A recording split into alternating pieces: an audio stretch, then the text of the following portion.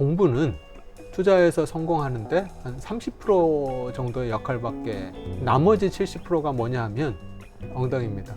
100종목 이상의 투자에 굉장히 많은 분산 투자를 했고, 네. 한 종목에 네가 정말 자신 있으면 네. 몰빵해라. 몰빵해도 된다. 예. 네. 그런 종목은 있을 수가 없습니다.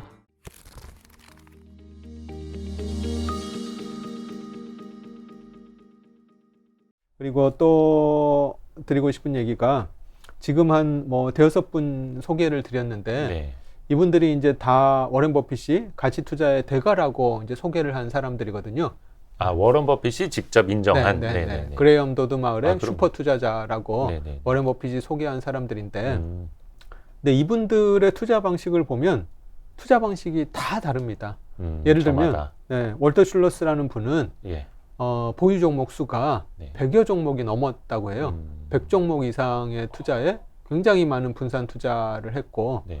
또 그 텀랩 같은 경우도 네. 100종목까지는 아니지만 여러 종목으로 분산 투자를 했고, 근데 멍거 같은 경우는 네. 굉장한 집중 투자자로 알려져 있습니다. 예. 심지어 멍거는 어떤 얘기까지 했냐면, 한 종목에 네가 정말 자신 있으면 네. 몰빵해라. 몰빵해도 된다. 예. 네. 까지 네. 멍거가 얘기를 했거든요. 그래서 맞아요. 이제 그런 집중 투자를 한 사람이 멍거고, 예. 그래서 사람들마다 투자 방식이 다 다르고, 또 좋아하는 종목들도 다 다르다고 합니다. 이 투자자분들을 보면 이제 버핏하고 같은 시대를 살았던 사람들이라서 네. 그 연도가 다 겹치거든요. 예. 근데 그럼에도 불구하고 이분들이 투자한 포트폴리오를 보면 겹치는 종목이 거의 없었다고 해요. 그러니까 서로 좋아하는 종목들이 다 틀린 거죠. 아하. 네. 그래서 이제 많은 사람들이 가치 투자자라면 이런 종목을 투자를 해야 돼. 요거는 이제 가치 투자 종목이야. 이렇게 얘기를 하는데, 그런 종목은 있을 수가 없습니다. 예를 들면은 어떤 가치 투자자가 파는 종목을 네. 다른 가치 투자자는 살 수도 있어요. 있고. 네. 예. 왜냐하면 서로 보는 가치가 틀릴 네. 수 있기 때문에, 네. 또 타임 프레임이 틀릴 수 있기 때문에 나는 파는 거를 다른 가치 투자자가 받아줄 수도 있는 거죠. 그래서 가치 투자라는 게 딱 정해져 있는 게 아니다. 네. 예를 들면은 아까 저는 3년 정도 보고 투자한다고 했는데, 네. 저보다 더 긴 시간을 내다보고 투자하는 투자자분들도 계실 거고, 저 같은 경우는 미래 가치, 특히 이제 3년 후에 어떻게 될까를 이제 가장 주의를 기울여서 이제 보는 항목인데, 또 어떤 가치 투자자는 그런 게 아니라 정말 자산주에만 투자하시는 가치 투자자분도 있으세요. 네. BYC라든지 네. 이렇게 네. 시가총액보다 자산이 훨씬 큰, 그런 종목에만 투자를 해도 큰 돈 버시는 가치 투자자분도 많이 있거든요. 네. 그래서 가치 투자라는 게 딱 획일적으로 요런 투자를 하는 사람이 가치 투자다라고 얘기는 할 수가 없다. 내가 꼼꼼히 기업의 가치를 따져보고 충분히 싼 가격에 살려고 노력을 하면 그게 이제 다 가치 투자자지. 네, 그때 이제 어떤 부분을 더 내가 주의 깊게 볼 것이냐에 따라서 가치 투자 스타일은 다 다를 수 있다고 얘기를 드릴 수 있을 것 같고요. 네. 하나에 고집할 필요 없다. 네, 맞습니다. 네. 그래서 이렇게 여러 투자자들이 있지만 실제로 보면 투자하는 방식이나 좋아하는 종목 스타일이 다 다르더라. 그거고요. 또 하나 이제 개인 투자자분한테 좀 조언 드리고 싶은 게, 네. 보시면 아시겠지만 슐러스가 한 20% 수익이고, 세코이아 펀드가 17%, 네. 탐랩이 20%, 멍거가 20%, 버핏이 30%, 릭게린이 30%, 케인즈가 9%. 네. 이분들이 다 슈퍼 투자자라고 하는 분들인데, 수익률을 보면 사실 그렇게 높은 수익률이 아닙니다. 2020년 주린이 수익률보다 낮은. 네, 맞습니다. 네. 그래서 많은 투자자들이 허황된 수익률을 생각을 하시는데, 네. 사실은 세계 최고의 부자가 된 슈퍼 투자자들의 수익률이 사실은 20% 내외라는 거죠. 이 정도 수익만으로도 이 수익을 10년, 20년 계속 쌓아가면 다 부자가 된다는 얘기라서요. 네. 그래서 이제 많은 투자자분들이 작년에 아까 얘기 드린 것처럼 코스피가 100% 오르고 코스닥이 130%가 올랐는데, 그거는 정말 굉장히 예외적인 시장이고, 그런 수익을 계속 올리는 건 거의 불가능하다고 생각을 하셔야 될 것 같고요. 연평균, 이거는 이제 슈퍼 투자자들이잖아요. 슈퍼 투자자들이 연평균 20% 수익을 올렸으면, 네. 저희들 같은 일반인 투자자들은 더 겸손하게 투자를 해야 되죠. 그보다 수익률을 더 낮춰서 아하. 지금은 이제 금리도 또 낮고 하니까 뭐 하여튼 그보다 더 낮은 수익을 목표 수익으로 잡아서 투자를 하시는 게 맞지 않을까. 이렇게. 무리하지 않게. 네, 맞습니다. 아. 그리고 이제 또 여기를 보면은 많은 분들이 이제 또 오해하시는 게 네. 내가 부자가 되려면 큰 수익률을 올려야 된다라고 생각을 하시는 게 일반적일 것 같거든요. 네. 그래서 사실 여기서 이제 가장 큰 수익을 올린 분이 누구냐 하면 릭 게린이라는 분입니다. 다른 분들이 다 한 20% 정도 수익을 올리셨는데 네. 릭 게린은 32.9% 수익을 올렸고요. 이게 버핏보다도 더 높은 수익률이죠. 좀 투자 기간이 더 짧았나요? 어떻게 되는 거예요? 그렇지 않습니다. 릭 게린이 한 19년을 투자를 예. 했으니까요. 버핏보다도 더 높은 수익을 올렸거든요. 예. 그리고 67년, 68년 수익을 보시면 릭 게린이 막 180%, 170% 수익을 냈어요. 어마어마한 수익을 낸 연평균 거죠. 수익률이. 네, 67년의 수익률이 180%, 네. 68년의 수익이 170%거든요. 네. 버핏이 그 시기에 수익을 얼마나 냈나 하면 버핏이 67년에 35%, 68년에 58%를 냈어요. 그리고 뭐 멍거 같은 경우는 56%, 40% 정도를 냈었고요. 그 다음에 탐랩은 한 27%, 그리고 슐로스 같은 경우는 34%, 35% 정도 수익을 내는 거죠. 그래서 다른 그 슈퍼 인베스터들하고 비교를 해서도 릭 게린의 수익이 어마어마하게 높은 거죠. 웰터 슬러스가 34%를 냈는데 릭 게린이 180%면 한 3, 5, 15, 예. 한 대여섯 배 수익을 낸 거잖아요. 네네네. 그러면 릭 게린이 가장 부자가 됐을까요?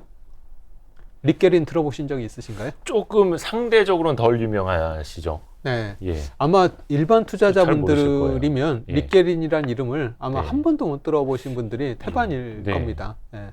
버핏이나 아마 슐로스도 잘 못 들어보신 분들이 꽤 많으실 네. 텐데요. 릭 게린은 뭐 아마 하여튼 일반 투자자는 아마 아시는 분이 거의 없을 텐데요. 근데 사실은 이 릭 게린이 한 3, 40년 전만 하더라도 네. 버핏이나 멍거하고 항상 어울려 다니던 그런 분이셨어요. 그래서 버핏하고 멍거하고 벅셔 해서웨이도 같이 투자하고. 초반에 그 세 분이서 같이 창업하시다가 먼저 떨어져 나오신 네, 분이 릭 네, 게린 맞습니다. 분. 예. 네. 그래서 버핏하고 멍거하고 항상 같이 투자하고 또 실제 투자 실적을 보면 월등하게 투자 수익도 좋았었고 했던 네, 분이 네. 릭 게린인데, 네. 릭 게린은 이름도 지금 사람들이 못 잘 기억은 들어보잖아요. 못하죠. 예. 릭 게린이 근데 저도 이분 아까 얘기 듣고 그분이 맞나? 긴가민가 했어요, 솔직히. 네. 예. 릭 게린이 요 67년, 68년에 어떻게 이렇게 높은 수익을 냈을까요? 뭐 몰빵? 이게 레버리지를 쓰신 겁니다. 그래요? 예. 그렇지 않고서 이렇게 높은 수익을 낼 수가 없는 거죠. 근데 이분이 레버리지를 써서 예. 이때는 큰 수익을 냈지만 네. 이제 완전히 망한 시기가 있었습니다. 그 1973년, 4년 요때가 예, 이제 예. 그 오일 쇼크가 예, 있어가지고 다들 그때 이제 마이너스. 보면은 마이너스 수익이 났던 해가 바로 그 오일 쇼크가 있었던 73년, 74년 요 시기인데요. 그때 릭 게린도 마이너스 수익이 났었는데 릭 게린이 요때가 기회다라고 생각을 하고 또 레버리지를 잔뜩 쓰셨다고 해요. 그러다가 이제 한 방에 있는 분이네요. 예. 마진콜을 당해가지고 그 시절에. 네, 그래서 이제 벅셔 해서웨이 지분을 네. 굉장히 싼 값에 아하. 버핏한테 팔 수밖에 없는 그런 네. 상황에 처했다고 합니다. 그 마진콜을 메꾸려면. 네, 그래서 이제 지금은 예. 버핏하고 멍거하고 비슷하게 놀다가 지금은 이제 이름도 뭐 그쵸. 모르는 그런. 그 레벨에서 거의 조금 이제 멀어진. 네. 어. 그래서 이제 많은 사람들이 최고 수익을 올리는 게 내가 부자가 되는데 중요하다라고 생각을 하지만 네. 사실은 최고 수익을 올리는 게 중요한 게 아니라 투자는 수익률 게임이 아니라 리스크 매니지먼트가 훨씬 더 중요하더라. 릭 게린은 리스크 매니지먼트가 전혀 안 돼 있었던 거죠. 오래 투자하려면 네. 그게 이제 버핏이나 멍거는 내가 주식시장이 30%, 40%가 빠져도 네. 버틸 수 있는 그런 준비가 돼 있었는데 릭 게린은 레버리지를 써서 투자를 하다 보니까 그런 시기에 버틸 수가 없었던 거죠. 그 말인즉슨 우리 일반인들도 상시적으로 앞부분에 이제 변동성에 대해서 엄청나게 이제 강조를 해주셨고 언제든지 2020년처럼 30%, 40%, 심지어 50% 이렇게 떨어질 수 있는 시장이라는 걸 감안하고 해야 한다라는 거죠. 아 지난번에 우리 저기 임순기 형님 그때 같이 햄버거 먹고 했던 우리 또 임순기 형님하고도 이제 친하셔가지고 그 말씀하신 게 많은 분들한테 각인이 됐던 것 같아요. 곱하기 0을 해서는 안 된다. 플러스면 좋고 마이너스도 어쩔 수 없지만 곱하기 0은 안 된다. 그게 이제 레버리지 강조하면서 같은 맥락이네요. 네. 예.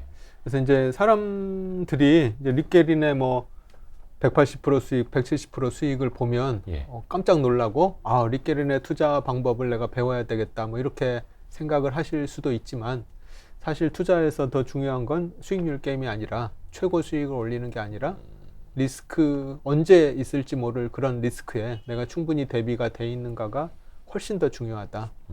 그 얘기를 좀 드리고 싶고요. 투자 수익률 대회가 아니다. 네. 그렇죠. 예. 네. 근데 이제 좀 우려스러운 거는 이제 뭐 유튜브라든지 이런데 이제 네. 뭐 1,000만 원으로 나는 뭐 100억을 만들었다. 이제 이런 분들이 이제 나와서 본인의 네. 경험을 많이 얘기를 하시는데 네. 사실은 그런 게 좀 독이 될 수도 있어서 이제 그러니까 그분들이 만약에- 굉장히 뛰어나시긴 하지만 예, 예. 일반인들이 그걸 따라서 하려고 하다 보면 굉장히 큰 위험이 따를 수 있거든요. 막 네. 풀 레버리지 막 이렇게 네. 써서 한 방으로 네. 쫙 가시는 분들. 네. 네. 그래서 좀 그런 부분은 좀 조심해야 네. 된다. 그 이제 선수분들의 영역이니까요. 예. 맞습니다. 타자가 노는 테이블에 어디 이제 초짜가 가서 맞습니다. 카드 네. 내밀고 네. 할 수는 없잖아요. 네. 그건 완전히 전문가 분들이 네, 네, 하시는 네. 거라서요. 그리고 이제 또 이제 흥미로운 게 여기 케인즈가 예. 운영한 체스트 펀드 수익률인데요. 네.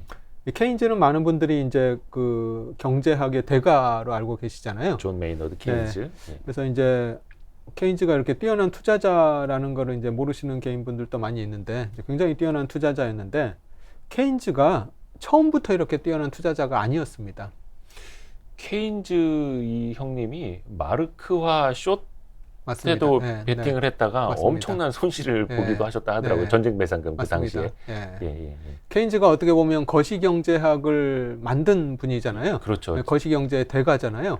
그리고 수정자본주의라고 하나요? 네. 그러니까 정부가 네. 적극적으로 이제 좀 개입을 맞습니다. 해야 한다. 네, 이 약입니다. 맞습니다. 예.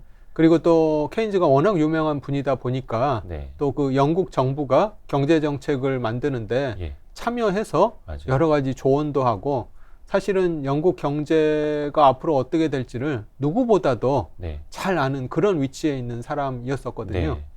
그래서 이제 처음에는 케인즈가 본인의 그런 우월적인 경제학에 대한 지식이랑 또 이제 그런 정책에 대한 본인의 네. 개입 같은 그런 경험을 바탕으로 해서 사실은 탑다운 방식으로 투자를 하셨어요. 아. 그래서 그렇게 환이라든지 예. 또는 뭐 상품에다가 투자를 했는데 음. 2번을 쫄딱 망했습니다. 2번 망하시고 예. 아 투자는 이렇게 하는 게 아니구나. 아, 그걸 깨닫고 네. 나서 수익률이 네. 좋아진. 맞습니다. 그래서 처음에는 케인즈가 탑다운 방식으로 네. 거시경제를 예측해서 네. 앞으로 환율이 오를 것 같은지 내릴 것 같은지 앞으로 어떤 상품이 가격이 올라갈 것 같은지 내려갈 것 같은지에다 베팅을 했는데 이 위대한 경제학자조차도 네. 본인이 경제정책에 참여를 해서 본인이 경제정책에 영향을 미치는 그런 사람조차도 그런 투자에 실패를 했다는 거죠. 네. 그래서 이제 많은 가치 투자자들이 한결같이 강조하는 이유가 네. 강조하는 것 중에 하나가 네. 거시경제 예측하지 말라는 예. 얘기가 이제 바로 이런 사례에서도 그대로 나타나거든요. 자, 예측이 아니라 그걸 만드신 분들마저도. 네. 네. 아까 이대호 기자님이 저한테 거시경제 전혀 안 보냐고 했을 때, 하여튼 이제 저도 뭐 전혀 그런 부분은 오히려 아는 게 해가 되더라 거고요. 그래서 이제 케인즈가 이제 그런 실패를 2번 겪고 난 다음에 2번 깡통 찬 다음에는 완전히 네. 가치 투자자로 전향을 해서 근데 사실은 가치 투자자로 전향을 했다고 하기는 좀 어려운 게 예. 가치 투자 그 당시에는 가치 투자라는 개념이 없었어요. 왜냐하면 벤자민 그레엄이 가치 투자를 처음 아, 네네. 예. 증권 분석. 뭐 증권 분석을 이런 거 하시면서? 강의를 한 게 예. 그 대공황이 끝나고 나서 예. 뭐 30 몇 년부터 이제 강의를 한 거라서 네, 네. 요 케인즈가 요 체스트 펀드를 운영하던 게 28년, 29년 요 무렵에 운영을 했으니까 어휴. 벤자민 그레엄 전에 네. 사실은 체스트 펀드를 운영을 한 거죠. 네. 그래서 가치 투자로 전향을 했다기보다는 가치 투자를 만든 거죠, 사실은 케인즈도. 그래서 이제 그때 가치 투자를 이제 스스로 만들었다기보다는 이제 그런 투자를 개척해서 투자를 했던 거고요. 그래서 요 케인즈가 한 말 중에 이제 굉장히 유명한 게 투기하고 투자를 구분을 했는데요. 네. 이분이 이제 시장 심리를 예측하거나 예. 가격 변동을 예측해서 하는 거는 투기다라고 얘기를 했고요. 그리고 투자라는 거는 어떤 자산에서 나오는 미래 수익을 예측하는 활동이 투자다라고 얘기를 했습니다. 자산에서 나오는 미래 수익. 네, 그러니까 주식에 투자를 한다고 하면 예. 그 기업이 미래에 얼마를 벌 건지를 예측하는 행동. 네, 네, 네. 또 내가 농장에 투자를 한다고 하면 그 농장에서 앞으로 얼마만큼 뭐 돈이 나올지. 네. 빌딩을 투자한다고 하면 여기서 얼마나 임대료가 나올지. 이제 이런 것들을 예상해서 투자를 하는 게 투자고. 예. 그렇지 않고 단순히 사람들의 심리나 가격 변화를 네. 예측해서 하는 거는 예를 들어서 투기고. 비트코인 같은 거를 뭐 네. 산다고 하는 거는 예. 이 케인즈의 정의에 따르면 완전히 투기가 되겠죠. 뭐 원유 선물 뭐 이런 식. 네. 그래서 이제 이렇게 케인즈가 투자하고 투기를 구분을 했는데 본인이 투기적인 활동도 해보고 투자 활동도 해본 그런 경험을 바탕으로 한 거라서 그래서 이제 가치 투자자들은 이런 거시경제 전망이라든지 주식시장의 전망이라든지 이런 거를 신경 쓰기보다는 개별 기업이 앞으로 얼마나 돈을 벌 것인지에 집중을 하는 게 훨씬 낫다는 얘기를 좀 드리고 싶습니다. 그래서 투자라는 거는 결국은 하여튼 내가 투자하는 기업이 앞으로 얼마나 돈을 벌 것인지를 예측하는 게 이제 투자가 될 건데 네. 그래서 투자에서 가장 중요한 거는 그래서 공부하는 거라고 네, 할 수 네, 있습니다. 네, 네. 그래서 많은 여기 이제 다른 가치 투자 대가분들도 오셔가지고 한결같이 하시는 말씀이 네. 공부하고 공부하라. 투자해라 네. 뭐 얘기를 하시는데 그게 가장 기본이라고 볼 수 있고요. 네. 근데 이제 케인즈 같은 경우는 그 자산의 수명이 끝날 때까지 그 자산에서 나오는 수익이 얼마일지를 예측하는 활동이 투자라고 했어요. 자산의 수명이요? 네. 기업이라고 하면 그 기업이 끝날 때까지. 아, 네. 네. 근데 이제 저 같은 경우는 사실 이제 그렇게 투자하는 거는 이제 그렇게 그 기업의 뭐 수명이 끝날 때까지 얼마만큼 수익이 나올지를 예측하는 거는 네. 사실은 뭐 이론적으로는 가능할지 몰라도 실전에서는 저는 이제 불가능하다고 보여서 네. 저 같은 경우는 아까 얘기 드린 것처럼 한 3년 정도를 생각해서 3년 후에 이 기업이 얼마 정도를 벌 수 있을지 이제 예측하려고 노력을 하고 있고요. 네.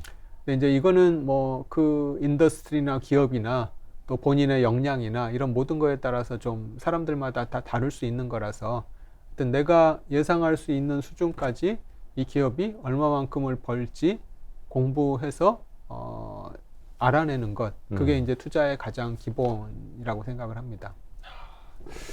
아주 이제 기본이라고 강조를 하신 게 그러한 연유일 겁니다. 그렇죠. 네. 그래서 이제 많은 사람들이 그걸 좀 깨닫고 있는 거고 변동성도 겪어봤고 예, 뭐 이제 작년에 미리 좀 투자하셨던 분들은 마이너스 뭐 30%, 50%도 한번 겪어봤고 그래서 뭐라 해야 될까 한 1년 이상 투자하신 분들은 여러 가지 이제 조건들은 겪어보신 것 같아요. 이제 그걸 체득을 해서 내 걸로 만드는 게 그래서 지속 가능한 투자를 하시는 게 가장 중요할 것 같다라는 생각을 저도 해봅니다. 네. 근데 이게 사실 실행이 어렵죠. 맞습니다. 그리고 이제 많은 분들이 이제 공부하고 투자하라는 거를 어느 정도로 받아들이시냐 하면 네. 예를 들면 어떤 기업에 대해서 증권사 리포트 뭐 두세 개, 서너 개 있고 또 유튜브 방송 뭐 한 두세 개 보고 뭐 이 기업이 좋아 보이는구나 라고 투자를 하는데 그거는 사실 공부가 아닙니다. 그 정도 공부를 해서 투자를 하는 거는 예. 사실 누구나 다 할 수 있는 거죠. 그렇죠. 증권사 리포트 뭐 두세 개 있는 거야. 뭐 예. 누구나 그냥 앉아서 한두 시간이면 다 읽을 수 있는 거니까요. 옆집 철수와 영희도 다 할 수 있는 거. 네. 예. 그거는 사실 그 정도만으로 그 기업을 공부했다라고 하기에는 너무나 부족한 수준이고요. 예를 들면 작년에 제가 이제 한 8, 9월 요 무렵에 이제 그 건설 업체들, 시멘트, 네, 네. 뭐 건자재 회사들 이제 공부를 했다고 했잖아요. 네. 근데 사실은 제가 시멘트 회사를 작년에 처음 공부를 한 게 아니라 이미 저는 한 뭐 15년 전부터 예, 그렇죠. 시멘트 회사들에 이미 투자도 해봤었고, 잘 알고 계시는 예, 그 상태에서. 한 십몇 년 동안 계속 지켜봐왔던 회사들이고, 또 이제 그런 회사들을 작년에 이제 다시 한번 점검을 했었는데, 그때도 예를 들면 뭐 A라는 시멘트 회사에 제가 투자를 했는데, A라는 시멘트 회사만 그 탐방을 한 게 아니고, 상장돼 있는 5개 시멘트 회사를 다 공부를 하고, 또 시멘트 회사만 공부를 한 게 아니라 건설 회사들도 그 밸류 체인까지 다. 네, 한 1, 20개 건설 회사들 다 공부를 했었고, 또 시멘트뿐만 아니라 뭐 페인트 회사들, 또 다른 여러 가지 뭐 건설 자재 회사들을 다 살펴봤거든요. 네. 그래서 이제 그때 살펴본 기업들만 해도 뭐 한 수십 개, 한 4, 50개 기업을 공부를 했던 거죠. 네. 또 이제 그 기업들에 대해서 컨콜만 한 게 아니고, 리포트도 다 읽어보고, 과거의 사업 보고서도 다 읽어보고, 이런 정도는 최소한 해야지 그 기업을 내가 공부했고, 안다고 어느 정도는 얘기할 수 있지 않을까 싶어서요. 그러니까 바텀업 방식으로 이제 한다고들 하는데, 그냥 밑에서 콩나물 대가리 하나 이렇게 올라오는 요 바텀업이 아니라, 요건 톡 치면 쓰러지니, 그게 아니라 밑에서부터 쫙 같이 끌어올리는, 그 중에서 제일 좋은 기업을 골라내는. 네. 그래서 하여튼 어떤 기업의 전후방 밸류체인부터 네. 경쟁 회사들부터 또 그 근처에 있는 뭐 다른 비슷한 회사들을 다 살펴보고, 그리고 이제 아까 제가 이제 경제 전망을 아예 안 한다고 했는데, 네. 사실은 이제 예를 들면 그 시멘트라든지 이런 것들은 결국은 건설 경기가 그렇죠. 앞으로 어떻게 될 것이냐. 예. 그래서 이제 건설 경기가 앞으로 뭐 2달 후에 좋아질지, 3달 후에 좋아질지, 이걸 맞추는 건 이제 불가능하지만, 네. 지금 어느 정도 바닥인지 아닌지, 앞으로 더 좋아질지 아닐지 하는 거는 감은 잡아볼 수가 있거든요. 그렇죠. 예를 들면 금리라는 것도 내가 정확하게 뭐 6개월 후에 금리를 정부가 뭐 얼마나 올릴 건지 이거를 예측하는 건 불가능하지만, 네. 지금 금리가 어느 정도 바닥이라서 이제 내려가기보다는 오를 가능성이 앞으로는 더 높아 보인다는 정도는 어느 정도 좀 짐작해 볼 수는 있는 거죠. 그래서 네. 이제 그런 여러 가지 것들도 이제 사실은 함께 살펴봐야 되는 거고요. 맞습니다. 그래서 많은 분들이 이 주식 투자 너무 어려워요 하시는데, 그게 당연한 거라고. 그렇죠. 뭐 자동차나 살 때도 뭐 몇 날 며칠 고민하고 가격 비교하고 하는데, 의외로 또 주식 너무 이제 쉽게 사시고, 진짜 많이들 하시는 착각이, 나 증권사 리포트 봤다고 그래서 공부 많이 했다고 하시는 거는 진짜 이제 막 출발선에 서신 거라고 저도 이제 같은 생각을 하고 있습니다. 그래서 네. 그리고 하나 더 좀 마지막으로 네. 말씀드리고 싶은 게, 이제 공부하는 게 중요하다고 얘기를 드렸는데, 네. 사실은 공부는 투자에서 성공하는데 한 30% 정도의 역할밖에 안 한다고 저는 생각을 해요. 나머지 70%가 뭐냐 하면 기다리는 겁니다. 엉덩이. 네, 엉덩이입니다. 근데 이제 많은 분들이 네. 정말 공부를 열심히 해가지고, 이 기업은 정말 앞으로 좋아질 가능성이 굉장히 높다.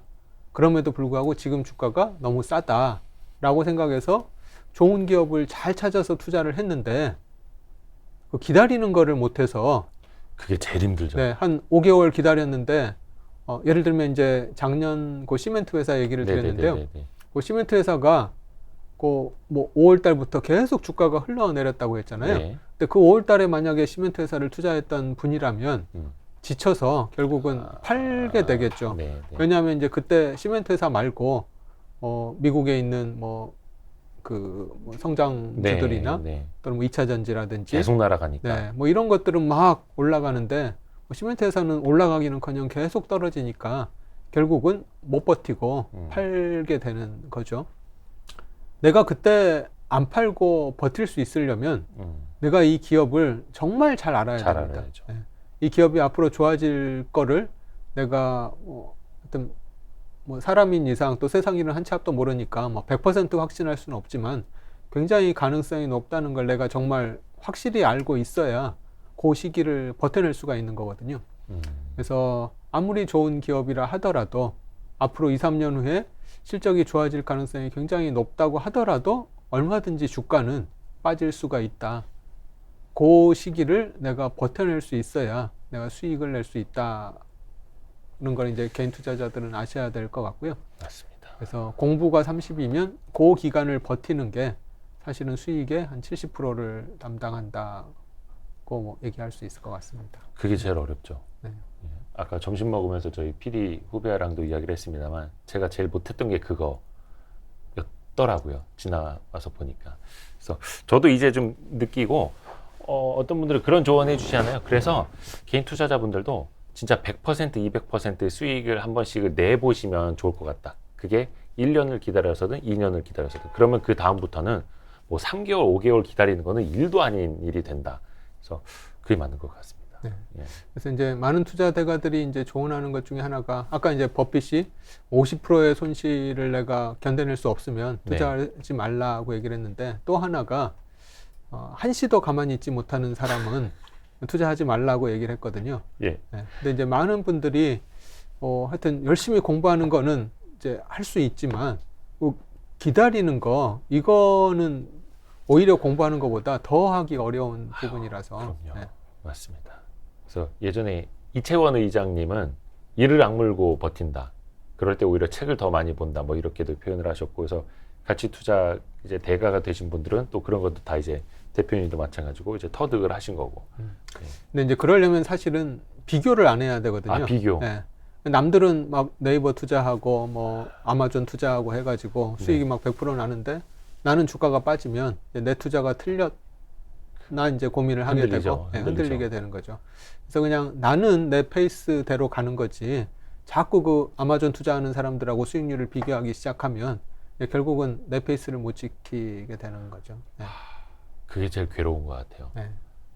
왜 진짜 인간은 타인의 시선에서 지옥을 경험한다라는 말도 있지만 주식시장 그 매일 보이잖아요.